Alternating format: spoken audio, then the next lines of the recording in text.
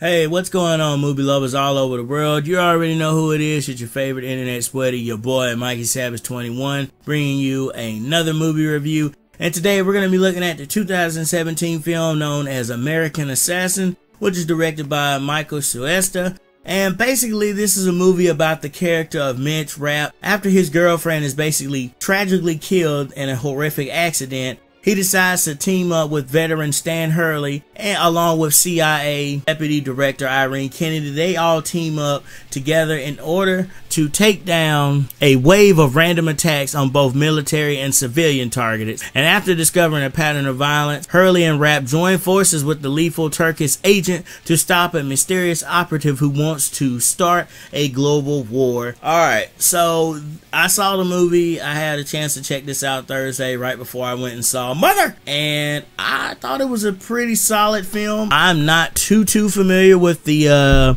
Dylan O'Brien's work. I've seen I think the second Maze Runner movie. I think I remember seeing the first one, and I remember seeing a couple of episodes of him in Teen Wolf. Michael Keaton, of course, seen him in a lot, and then most recently we got to see him in Spider-Man Homecoming, and then we got to see him in a couple of other films, and that's why I gotta say the Keaton Sans is here and here to stay. Sanaa Lathan, I've seen her in a couple of films as well, and what I will say about this movie is it's a solid action film. Like, seriously, it's a solid action film. I do recommend checking this out. Again, from what you saw in the trailers, if you saw the trailers, you saw how it was all basically set up. This kid who's basically hurt and goes on a killing spree, or not a killing spree, but goes on a crusade against all forms of organized terror and whatnot because of what happens that tragic day on the beach with him losing his girlfriend. Again, I thought Dylan O'Brien did a fantastic job as Mitch Rapp. From what I'm reading and from what I've seen, he is a good representation of the character from the book for the most part. So the book dwells a little bit more into his psyche and takes a little bit more time to develop how he ultimately came to the decision. While this is just a 111-minute movie where you don't really get a chance to expound or touch too much on his character. Again, Michael Keaton playing Stan Hurley. I really loved Michael Keaton in here, and I thought his interactions with Taylor Kitsch as Ghost was very hilarious. At one point, they had this one scene together, and the way that Keaton handles that situation, the way his character just basically is playing and toying with this character, it is absolutely funny. This character of Ghost is doing everything he can to try to figure out what's going on. Who is this Mitch Rapp guy? He's apparently been keeping tabs on him and everything. But again, I do think the performances were solid, from Dylan O'Brien to Michael Keaton to Sanaa Lathan to Shiva Negar to Taylor Kitsch. I thought everybody was very well cast in here, even Charlotte Vega as Katrina Harper. I think everybody came in here to play, but however, this is a film where it doesn't do anything new. It doesn't introduce anything new to what we've seen before, like your Die Hard movies. At least with Die Hard, that had a basic premise focused around Christmas. This didn't seem like it was focused around anything maybe towards the summertime because of when this ultimately happens at the beach. But again, it does nothing new. And I mean, again, the action is solid. There's some really good action sequences here that are really cool. And if Dylan O'Brien is able to do this in Maze Runner as well, then I definitely plan to check out the new Maze Runner.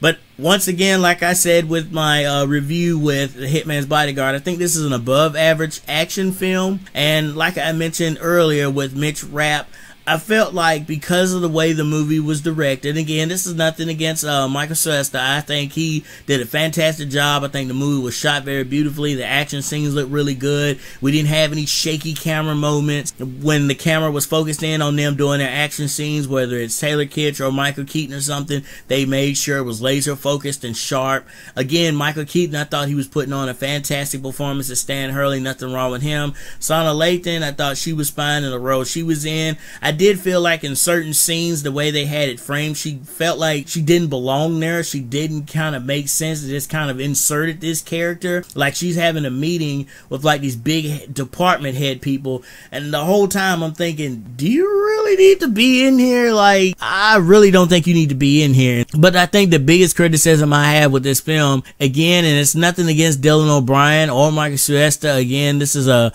101-minute film. so you can only do so much with that. You don't want it to start dwelling into past 2 hours, and again, that roughly translates to an hour and 51 minutes. Maybe you could have added an extra few minutes into this, but I felt like Mitch Rapp was just this one-note character. Basically, from what we see, and again, I have not read the book that apparently this is based on, Mitch Rapp loses his girlfriend. From then on, maybe like a few months later, apparently he has decided to go on this crusade. Is doing all this little CIA kind of type stuff. He's doing CrossFit and taking it way too far. There's some funny scenes with that. He's sitting there practicing how to shoot guns, and there's some funny moments with that in the target range.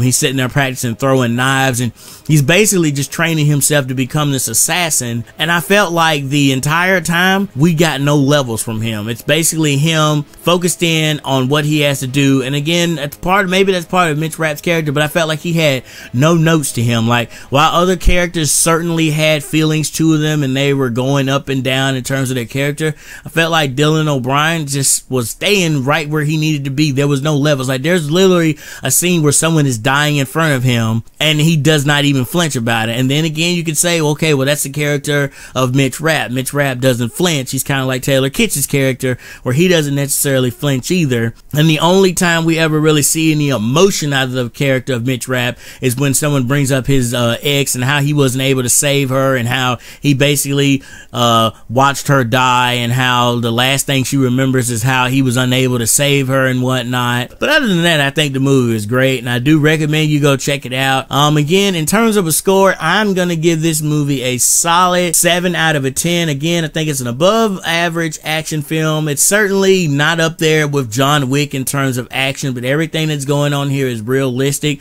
Again, the way that Michael was able to frame this, the action scenes I thought looked really cool. Again, the acting was superb. I thought Michael Keaton put on the best, really great performance with the movie. Again, some of the dialogue and the script may have been a little jilted here, and again, with Mitch Rapp's character, it felt like it was kind of one note, but again, I'm not sure if that's exactly how it's supposed to be, or if that's just Dylan O'Brien's performance, but I still thought he put on a solid performance, along with Taylor Kitsch and Sanaa and Lathan as well. In terms of how many cups I'm going to give this movie, I'm going to go with 4 cups. Hashtag how many cups. Remember, guys, to send tweets to @movie_Java. Remember, they turn movie fans like you and me into film critics, and we're able to talk with other film fans and interact with them, and you're basically able to share your reviews and your thoughts and have your opinions validated by other film fans across the world. So again, that's @movie_Java. But thank you all so much for tuning into this video. As always, please remember to like, comment, share, and subscribe as well. Make sure you tap that little bell so you'll be notified every time a movie review like this drops up. The next video that you'll actually see after this one is actually going to be my review for Mother. And I have a few things to say about Mother, so you guys be prepared for a very long video in terms of that one. But thank you guys so much for tuning into this video. Thank you as always, and remember, as I always say, to become a savage, stay a savage, and peace out, y'all. Later.